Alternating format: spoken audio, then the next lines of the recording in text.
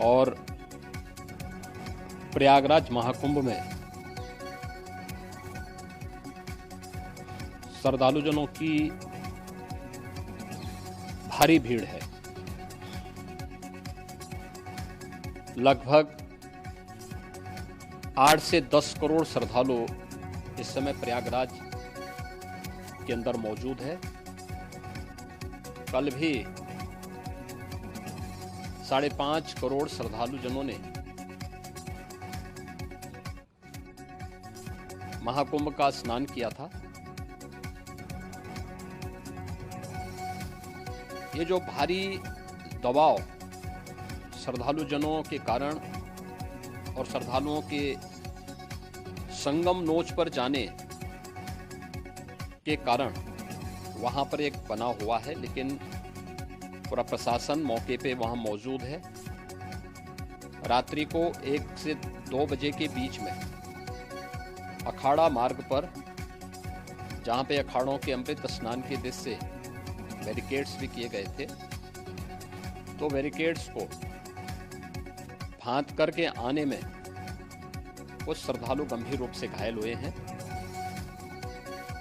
उन्हें तत्काल हॉस्पिटल में पहुंचा करके उपचार आदि की व्यवस्था उनके लिए की गई है। उनमें से कुछ श्रद्धालु गंभीर रूप से घायल हैं।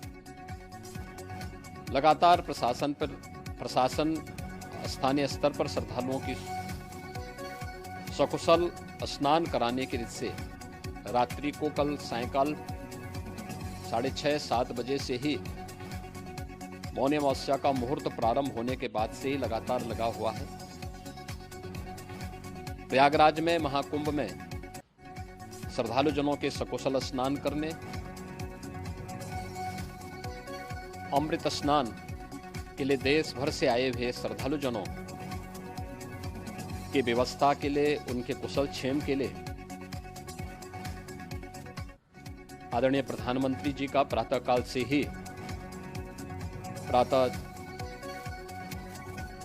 से ही उनके लगभग 4 बार प्रधानमंत्री जी ने हालचाल लिया है।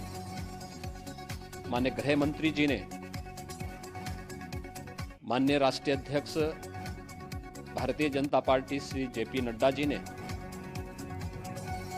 माननीय गृह मंत्री श्री अमित शाह जी ने भी, और प्रदेश की माननीय राज्यपाल श्रीमती आनंदीबेन पटेल जी ने भी लगातार जानकारी लेकर के सभी के कुशल क्षेम और सकुशल स्नान कराने के बारे में निरंतर रिपोर्ट ले रहे हैं।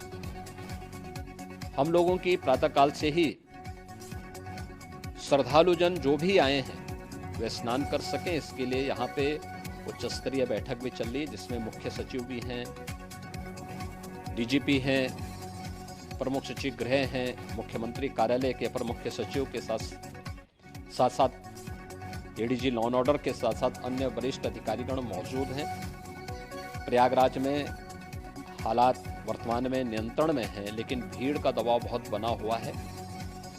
अखाड़ा परिषद से जुड़े हुए पदाधिकारियों के साथ मैंने स्वयं भी बातचीत की है। आचार्य महामंडलेश्वरों से भी, पूज्य संतों के साथ भी मेरी बातचीत हुई है, और पूज्य संतों ने बड़ी ही विनम्रता के साथ इस बात को कहा है कि नहीं, श्रद्धालु जन पहले स्नान करेंगे और फिर जब उनका दबाव कुछ कम होगा और वे सकुशल वहां से निकल जाएंगे, तब हम लोग स्नान करने के लिए संगम की तरफ जाएंगे। अभी पहले श्रद्धालु जनों को, चूंकि देश भर से आए हैं, तो इसके लिए उन्हें सभी अखाड़े इसके लिए सहमत हैं और सभी लोग इस व्यवस्था के साथ जुड़े हुए हैं। लगातार इस दिशा में हम लोगों का प्रयास है कि जो अब तक प्रातःकाल से ही आपने देखा होगा, कल मैंने बताया कि कल लगभग 5.5 करोड़ श्रद्धालु कल